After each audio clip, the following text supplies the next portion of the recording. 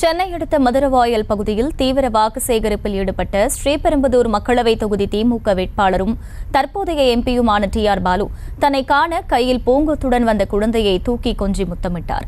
இதுகுறித்த கூடுதல் விவரங்களை செய்தியாளர் ஜெயஹரிஷ் வழங்க கேட்கலாம். ஜெயஹரிஷ், வணக்கம். முழு விவரங்கள் என்ன?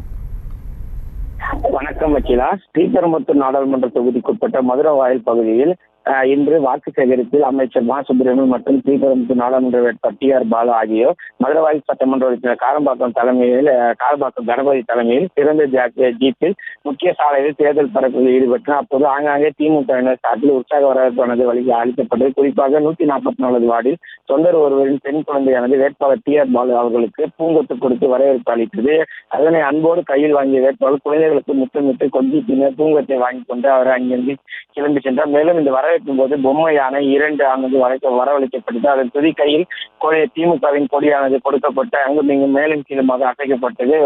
தொண்டர்களிடையே வரவேற்கப்பட்டது. மேலும் இந்த பகுதியில் இவர் பிரத்யேகமாக பிரச்சாரம் செய்வதற்கென 4 குதிரைகள் பூட்டிய குதிரை வண்டியானது சாரக் வண்டி ஏற்பாடு செய்யப்பட்டது. அதில் ஏற மறுத்து எளிமையாக தொடர்ந்து அவர் ஜீப் வாகனத்திலேயே பிரச்சாரத்தை மேற்கொண்டார். மேலும் தொடர்ந்து தொண்டர்களுக்கு இவர் மாலை அணிப்பதை தவிர்க்குமாறும் சால்வை அணிப்பதை தவிர்க்குமாறும் எளிமையான முறையில் பிரச்சாரத்தை மேற்கொள்ளுமாறும் பட்டாசு வெடிப்பதை தவிர்க்குமாறும் தொடர்ந்து கூறி வருகிறார்.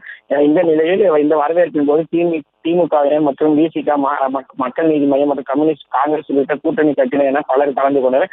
மேலும் மதுரவாயல் பகுதியில் முக்கிய சாலை தெருக்கள் வீதி வீதியாக சென்று உதயசூரியன் சின்னத்திற்கு வாக்கு கேட்டு சென்றது குறிப்பிடத்தக்கது.